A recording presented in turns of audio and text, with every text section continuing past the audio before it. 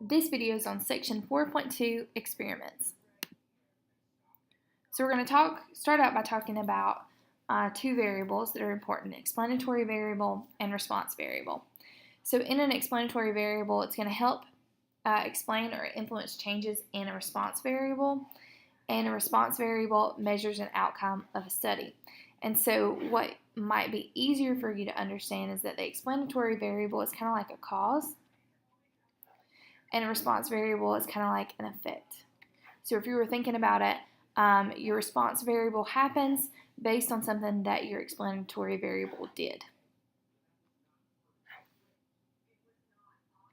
You also have an observational study, which observes individuals and measures variables of interest, but does not attempt to influence the responses. You all have been involved in observational studies throughout your years in school. The best example of this would be like if Mr. T came into my classroom to observe me teaching. He doesn't come in and change anything about what I'm doing. He doesn't tell me how to teach. He doesn't give me any suggestions at the time. All he does is sit back in the back of the room and watch me teach. And so this is an example of an observational study. He's not changing anything. He's just sitting back and watching what happens. An experiment is kind of the opposite of an observational study. So remember, in an observational study, you sit back and watch. In an experiment, you deliberately impose some treatment on individuals to measure their response. So, observational study, you sit back and watch. Experiment, you do something, and then you sit back and watch. And so, an observational study is not really great for like cause and effect, because you're just sitting back and watching what's happening at the time. An experiment is really great for cause and effect because you are doing something to an individual to see what happens, what's the result. And so in kind of recent history, a great example of that was back in 1992 and had to do with hormone replacement. And so it was believed by several major medical organizations and kind of put out there in the public that women should be taking hormones such as estrogen after menopause. And so the reason that they were kind of suggesting that is because it appeared that the women who took hormones after menopause reduced their risk of heart attack by 35 to 50%. And so the evidence for this came from an observational study. But what was strange about the observational study was that it was comparing those who were taking hormones already to those who were not. And so the link that they kind of saw was that women who were taking hormones weren't having as many heart attacks as those who were not taking hormones. What was not taken into effect, though, is that those that were taking hormones were probably richer, better educated, visited the doctor more often than those who were not. And so then you kind of have to wonder, is the link between taking hormones really what causes or does not cause women to have heart attacks? And so is the hormone replacement going hand in hand with not having a heart attack? And so what really probably should have happened is that it probably should have been done as an experiment. And so in an experiment of this type, you would have a group of women who were randomly assigned to take hormones and a group of women who were randomly assigned to take what looked and tasted like a hormone but wasn't really hormone. And so then by assigning these women to two different groups, then you could see what was really happening as far as, are the women that are taking the hormones really having less heart attacks because they're taking the hormones, or are they having less heart attacks because they go to the doctor more often and that kind of thing. And so it was eventually found that in 2002 that through an experiment that hormones really had no effect on whether or not a woman had heart attacks, and so they don't put that out in the public that women should be taking hormones after menopause. Two things that go hand in hand with an experiment are lurking variable and confounding. And so a lurking variable is a variable that is not among the explanatory or response variables in a study, but that may influence the response variable. And so a lurking variable, for example, in the problem we just talked about, was that the number of doctor visits per year or age might affect whether or not a woman was having a heart attack. And so then you kind of ask yourself, did the women in the hormone group have fewer heart attacks because they got better health care, like they went to the doctor more often, or because they took the hormones? And so this leads us to what we call confounding. Confounding is when, or it occurs when two variables are associated in such a way, that should say way, that their effects on the response variable cannot be distinguished from each other. So kind of going back to, is the link between more doctor visits or between taking hormones? Check your understanding. So remember, you're going to get a question. I'm going to read the question. The question's going to show up on your computer. You're going to answer in the way that you feel you should. So number 1, does reducing screen brightness increase battery life in laptop computers? To find out, researchers obtained 30 new laptops of the same brand. They chose 15 of the computers at random and adjusted their screens to the brightest setting. The other 15 laptops' screens were left at the default setting, which is moderate brightness. Researchers then measured how long each machine's battery lasted. So was this an observational study or an experiment? And then justify your answer.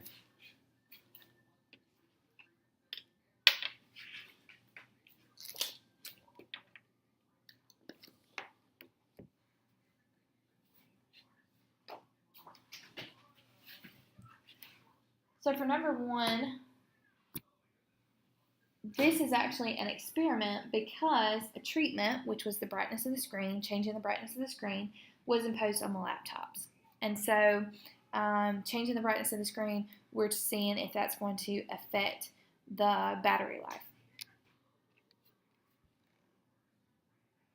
So in the following questions, it's going to refer to the setting.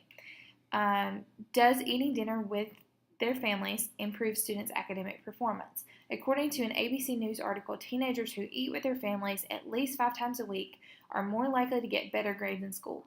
This finding was based on a sample survey conducted by researchers at Columbia University. So, number 2 says, was this an observational study or an experiment? Justify your answer.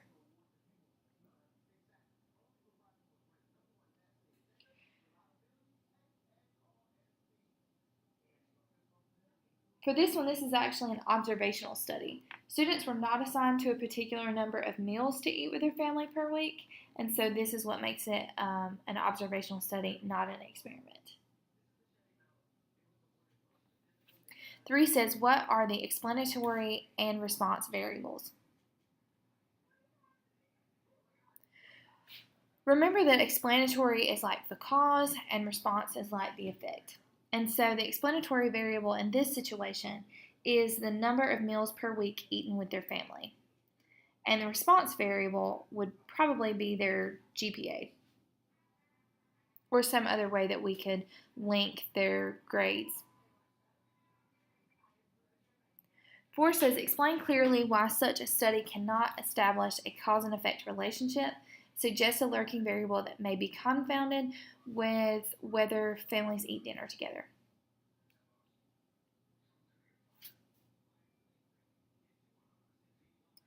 So we already established that this is an observational study. And so remember, with an observational study, there is no cause and effect.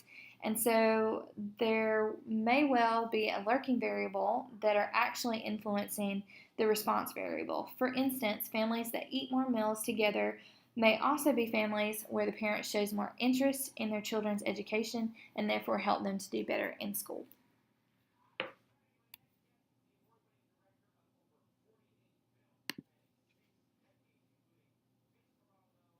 So the language of experiments. Several definitions that go along with that.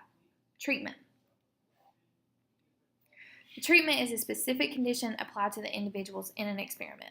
If an experiment has several explanatory variables, a treatment is a combination of specific values of these variables. So a treatment is something that is being done to the individuals in an experiment.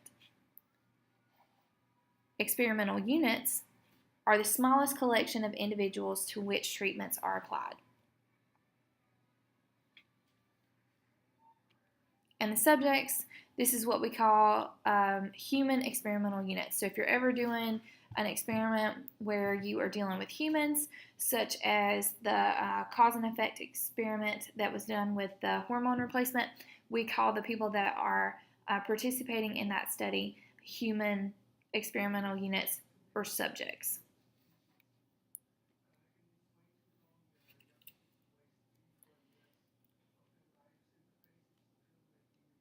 So this is an example that kind of goes along with the vocabulary of experiments. So researchers at the University of North Carolina were concerned about the increasing dropout rate in the state's high schools, especially for low-income students. Surveys of recent dropouts revealed that many of these students had started to lose interest during middle school. They said that they saw little connection between what they were studying in school and their future plans. To change this perception, researchers developed a program called Career Start.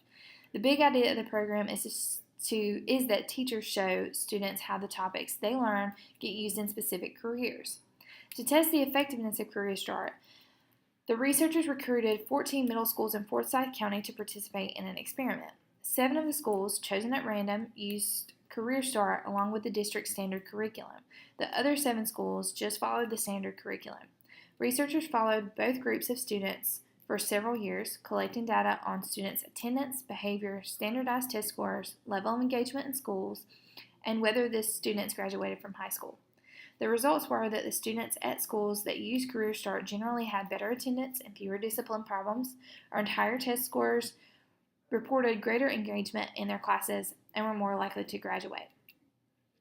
So the problem is you need to identify the experimental units, explanatory and response variables, and the treatments in the Career Start experiment.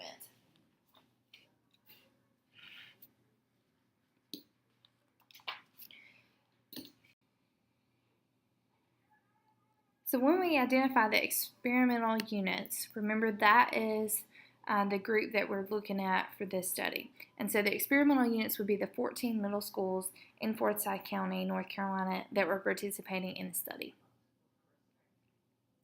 The explanatory variables would be whether a school used Career Start with its students. And you have 2 treatments. You have the standard middle school curriculum, which is the schools that were not using Career Start, and then the schools that were using the standard curriculum plus the Career Start. And your response variables, you actually had several response variables for this one. That would include your test scores, attendance, behavior, student engagement, and graduation rates. And I realize there's supposed to be an extra E in there. Sorry about that.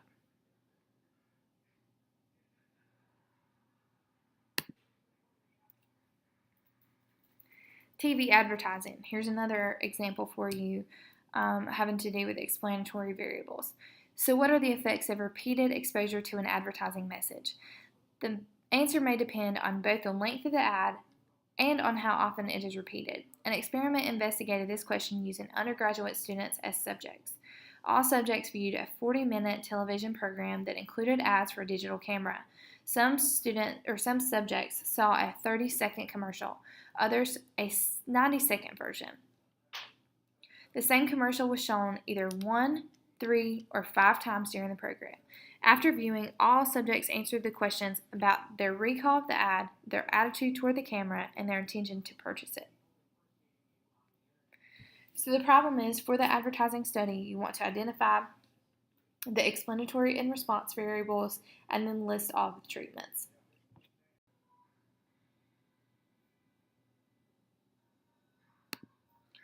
When we identify the explanatory and response variables, it's important to remember that the explanatory variables are kind of like the cause, and the response variables are kind of like the effect.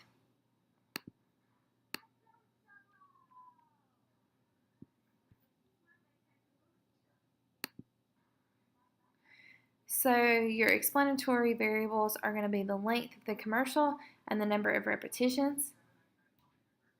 And your response variables are going to be the measure of a subject's recall of the ad, their attitudes about the camera, and whether they intend to buy the camera or not.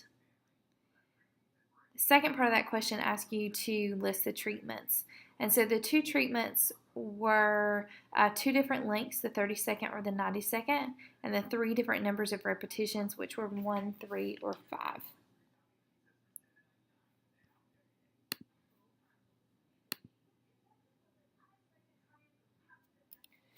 Another example of how to experiment poorly. Which works better, online or in-class SAT preparation? So this is an example of a bad experiment. A high school regularly offers a review course to prepare students for the SAT. This year, budget cuts will allow the school to offer an online version of the course. Over the past 10 years, the average SAT score of students in the classroom course was 1620. The online group gets an average score of 1780. That's roughly 10% higher than the lifetime average of those who took the classroom review course. Is the online course more effective? So this experiment has a very simple design. A group of students, a group of subjects, which are the students, were exposed to a treatment, which was the online course, and the outcome, which was the SAT scores, were observed. So here's the design. Students take the online course and get SAT scores. A closer look showed that the students in the online review course were quite different from the students who took the classroom course in past years. They had higher GPAs and were taking more AP classes. The effect of online versus in-class instruction is mixed up with the effect of these lurking variables. Maybe the online students earned higher SAT scores because they were smarter to begin with, not because the online course prepared them better. This confounding prevents us from concluding that the online course is more effective than the classroom instruction.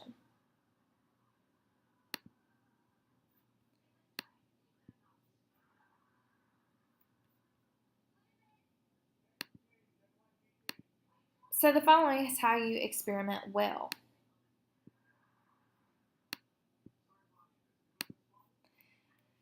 And so a definition for random assignment means that the experimental units are assigned to treatments at random, and so that means that there's some sort of chance process. So strangely enough, an example of random assignment would even be something as simple as the quote-unquote hat method, where you just write names on slips of paper and draw from a hat.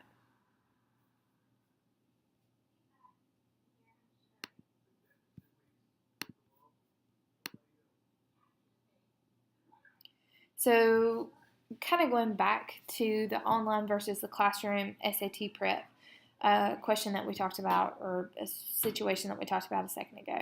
So this is kind of how random assignment works. This year, the high school has enough budget money again to prepare or to compare the online SAT scores with traditional classroom instruction. 50 students have agreed to participate in an experiment comparing the two instructional methods. So the problem is, describe how you would randomly assign 25 students to each of the two methods. So your two methods being taking the class online or taking the class in the classroom. And so the methods that they would like for you to discuss are using 50 identical slips of paper for random assignment, using Table D for random assignment, or using technology for random assignment. And so if you were going with the hat method, you would write each subject's name on a slip of paper once, and once all of the slips of paper are put into a hat, mixed up thoroughly, you draw them out one at a time until you have 25 names that will take the classroom course. Or you write, this is another way you could do it, you could write online on 25 of them and classroom on the other 25, and then have students come up and draw out a slip without looking. And so those that got an online slip would take the class obviously online, and those that got a classroom slip would take the class in the classroom. For B, using Table D to randomly assign 25 students to each of the two methods. You do the two-step process, kind of like what we talked about in Section 4.1. And so remember, with the two-step process, the first step is to give each student a number. And so in this case, we would go from 1 to 50, so we would be using a two-digit number. And so each of the subjects would be in alphabetical order by last name, and they would each get a number 1 to 50. Step 2 is then to go to any line of Table D and read the two-digit numbers from left to right. And so the first 25 distinct labels, and I understand that distinct is misspelled, I just realized that, between 0, 1, and 50 would be the online group, and then the remaining would take the classroom course. And so, of course, with this, you would ignore any repeats or anything over 50. You would also want to ignore any two-digit 00s that might show up, because obviously we don't have someone that's labeled 00. And the last one, using technology, you would give numbers 1 to 50 to the subjects in alphabetical order by last name, and then you would use the random integer command or a random number generator online or whatever to produce numbers between 1 and 50. And the first 25 different numbers that are chosen would take the online course, and then the remaining would take the classroom course.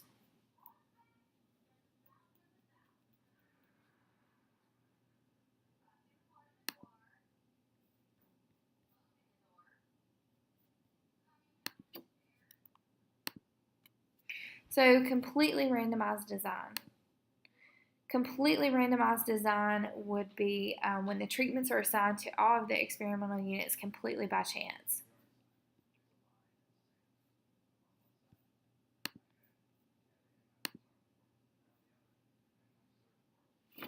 So this is an example of completely randomized design. So many utility companies have produced or introduced programs to encourage energy conservation among their customers. An electric company considers placing small digital displays in households to show current electricity use and what the cost would be if this continued for a month.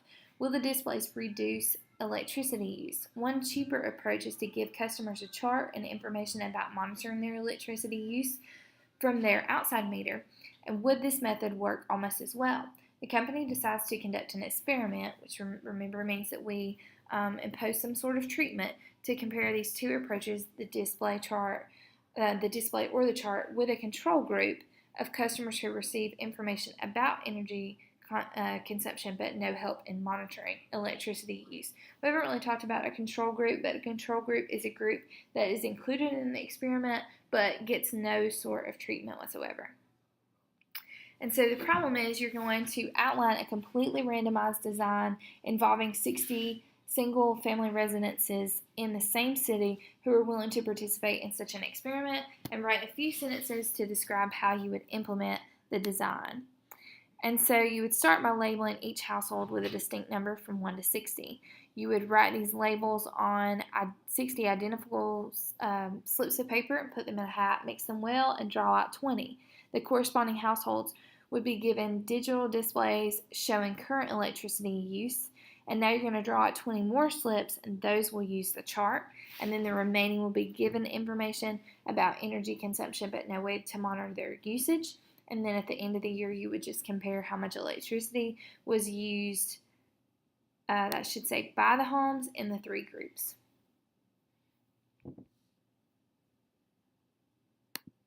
Check your understanding. Music students often don't evaluate their own performances accurately. Can small group discussions help? The subjects were 29 students preparing for the end of semester performance that is an important part of their grade. Assign 15 students to the treatment, videotape a practice performance, ask the students to evaluate it, and then have the student discuss the tape with a small group of other students. The remaining 14 students form a control group who watch and evaluate their tapes alone. At the end of the semester, the discussion group students evaluated their final performance more accurately. So, at number 1, you need to outline a completely randomized design for this experiment.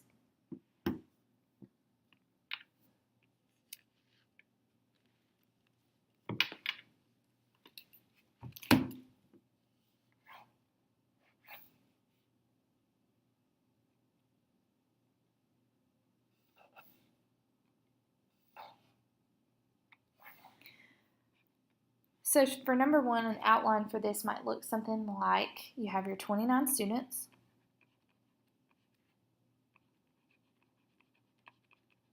Those students are going to go through some sort of random assignment. However you decide, whether you use the random number generator, your random integer feature on your calculator, or you use table D. Your random assignment is going to split them into 2 groups. Those 2 groups are a group 1, which is going to consist of 15 students, and group 2, which is going to consist of 14 students.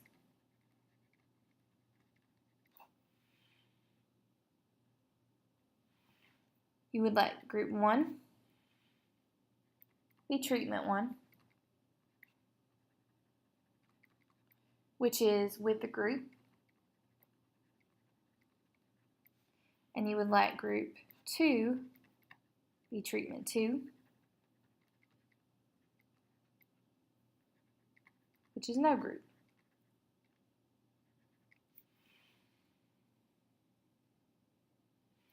And then at the end, you take both of the treatment groups and you just compare.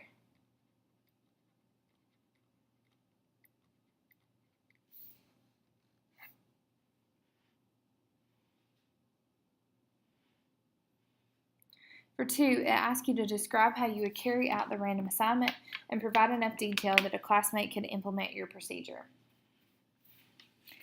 So for number 2, using an alphabetical list of the students, you could assign each student a number between 0, 1, and 29. Then you could pick a line of the random number table, table D, and read off the 2-digit numbers until you have 15 numbers between 0, 1, and 29. So this is just one way that you could do random assignment. The students in the 15 numbers that you read off the table would belong in the treatment group where students will meet in small groups. The other students will have to watch the videos alone.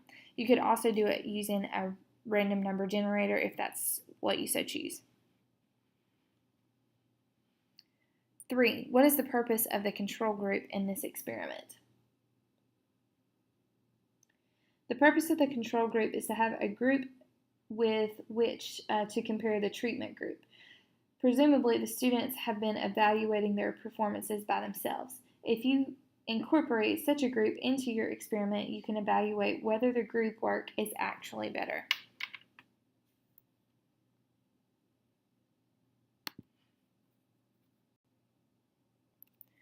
So the basic principles for designing experiments are as follows.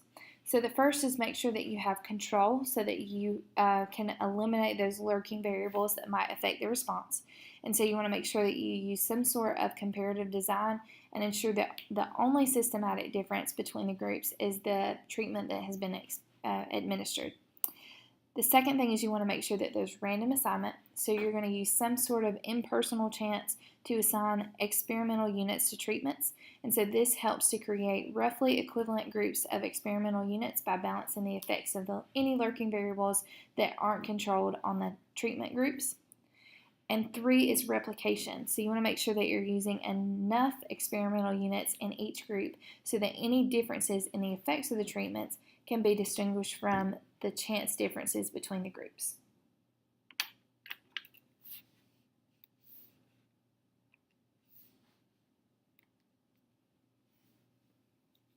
So this is an example of a well-designed experiment.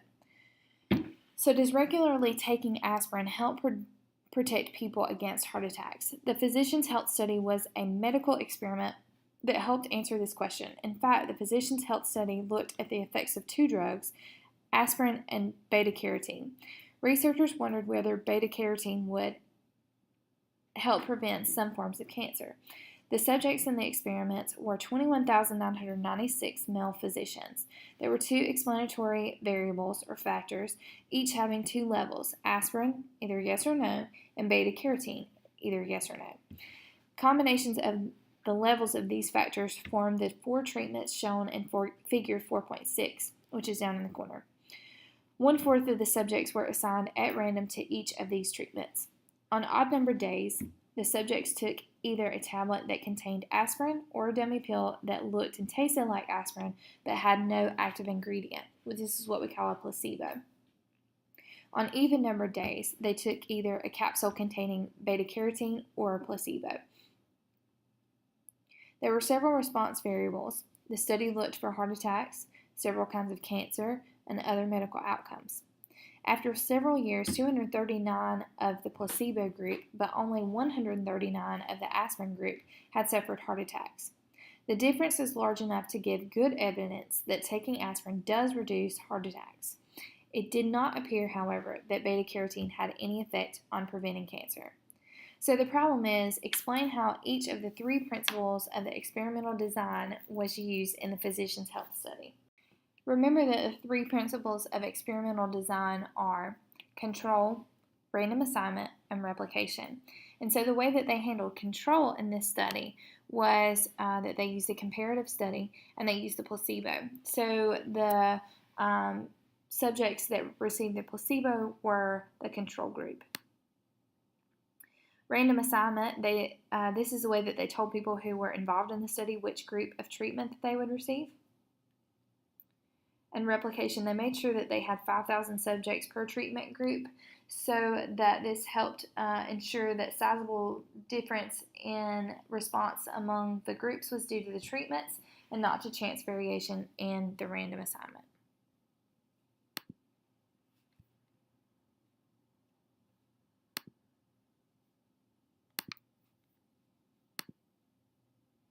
So what can go wrong? One thing that can go wrong is the placebo effect. And so this is when a response occurs to a fake or dummy treatment. And so a lot of times sometimes when people are involved in a treatment group and they're the ones that are getting the placebo, if they know that they're getting the placebo, it's kind of strange, but they still have some sort of response to that placebo. And so this is what we call the placebo effect. And we'll talk more about that tomorrow in class. A way to kind of eliminate or try to reduce the placebo effect is through something we call double blind. And so this means that neither the subjects nor those that interact with them and measure the response variable know which treatment a subject received.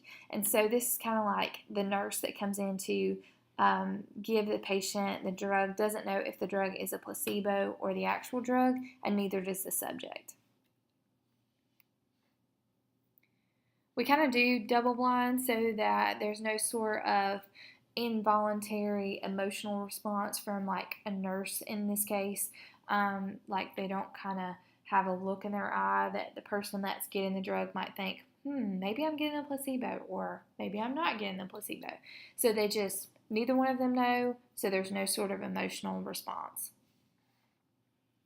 A single blind is kind of the opposite of that, and so in the experiment, either the experimental unit itself, so the subject in the case that we've been talking about, or the experimenter do not know the treatment that they are given or receiving, but the other does. And so if the nurse comes in to give the drug, they know if that drug is the placebo or the drug.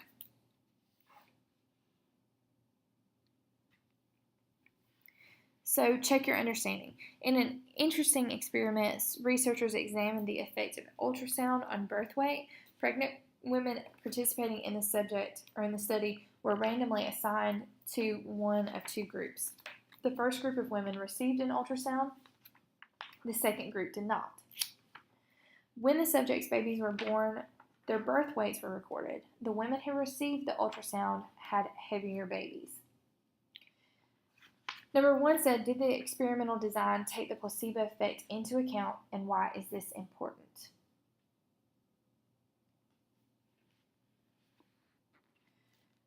So for number 1, no, this experimental design did not take the placebo effect into account.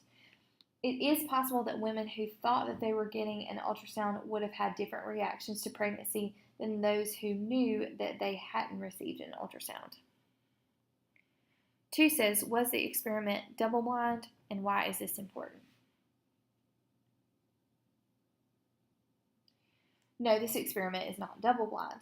While the people weighing the babies at birth may not have known whether the particular mother had an ultrasound or not, the mothers did know whether they had an ultrasound or not because they had to be present, obviously. This means that the mothers may have affected the outcome since they knew whether they had received the treatment or not. 3. Based on your answers to questions 1 and 2, describe an improved design for this experiment. So a possible improved design would be one in which all mothers are treated as if they'd had an ultrasound. But for some mothers, the ultrasound machine wasn't turned on, a fact that would not be obvious to the women. This means that the ultrasound would have to be done in such a way that the woman could not see the screen. So basically, you would go through the steps of having the ultrasound for both groups of women. One of the ultrasound one group the ultrasound machine would be on, and in the other group it would not.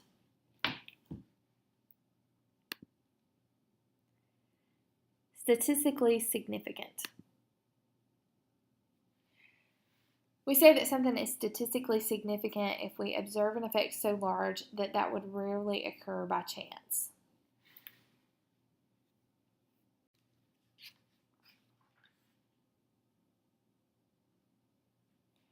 Blocking design. So the definition for a block would be a group of experimental units that are known before the experiment to be similar in some way that is expected to affect the response to the treatments. So the idea of blocking, kind of the idea behind blocking is that, for example, suppose researchers want to test whether a new detergent for clothes that require hand washing cleans better in warm or cold water. They decide to perform an experiment using numerous pieces of dirty laundry as the experimental units. The response variable is a cleanliness rating on a scale of 0, which is very dirty, to 10, which is very clean. How should researchers deal with the fact that light-colored cloth tends to come cleaner in warm water? They would use a completely randomized design and hope that the random assignment distributes the light-colored clothing about evenly between the cold water and the warm water treatment. Even so, there might be a lot of variability in the cleanliness ratings in both groups due to the color of the clothing.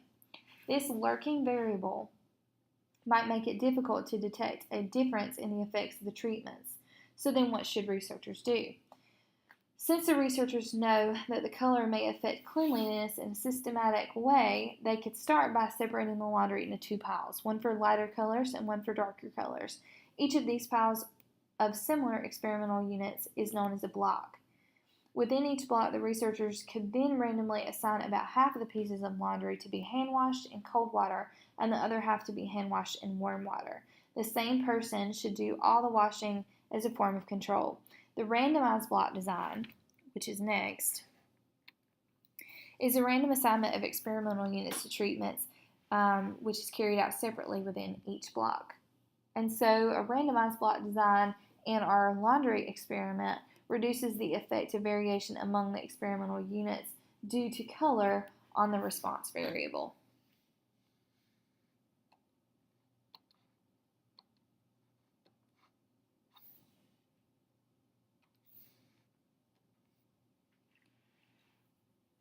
In blocking an experiment, women and men respond differently to advertising. Researchers would like to design an experiment to compare the effectiveness of 3 advertisements for the same product. So problem is for A, explain why a randomized block design might be preferable to a completely randomized design for this experiment.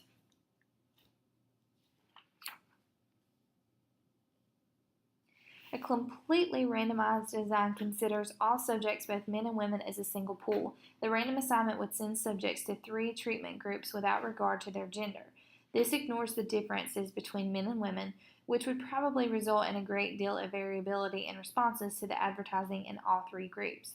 For example, if an ad appealed much more to men, you would get a wide range of reactions to that ad from the 2 genders. That would make it harder to compare the effectiveness of the ads.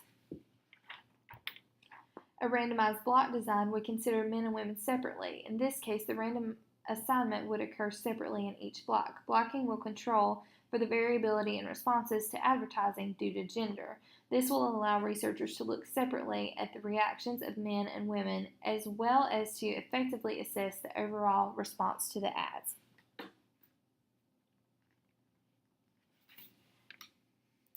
B. Outline a randomized block design using 300 volunteers, 180 men, and 120 women as subjects.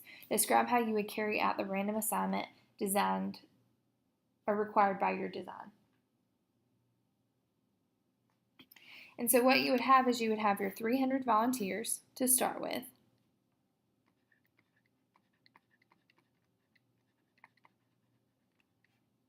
You would split that up into your women, and you would have 120 of those, and your men, which would be 180. Through random assignment, and remember there are a couple of ways that you can do that: random number generator, table D, the random feature on your calculator.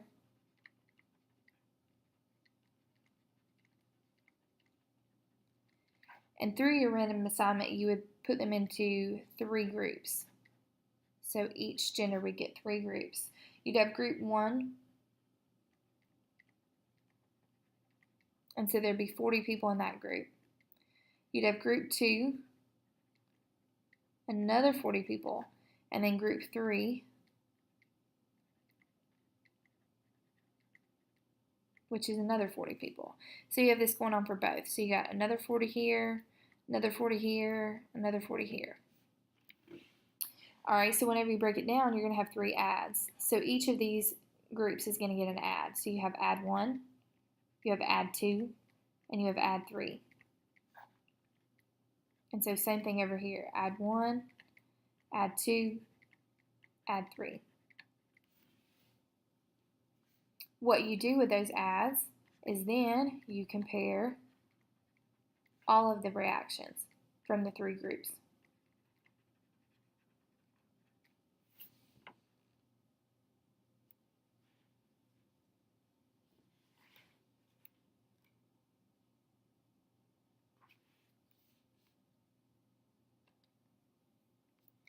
Matched pair design.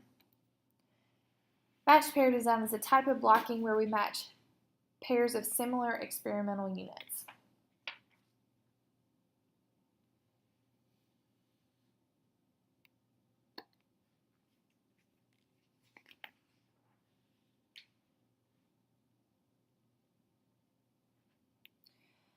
So an example of that we see here, and it uses a fathom dot plot of the pulse rates for their completely randomized design, which is shown. And it says the mean pulse rate for the standing group is 74.83. The mean for the sitting group is 68.33. So the average pulse rate is 6.5 beats per minute higher in the standing group. However, the variability in the pulse rates for the 2 groups creates a lot of overlap in the graph. These data don't provide convincing evidence that standing pulse rates tend to be higher. What about the class's matched pair experiment? The fathom dot plot shows their data on the difference in pulse rates standing minus sitting. For these 24 students, the mean difference was 6.8 beats per minute. In addition, 21 of the 24 students recorded a positive difference, meaning the standing pulse rate was higher. These data provide strong evidence that people's standing pulse rates tend to be higher than their sitting pulse rates.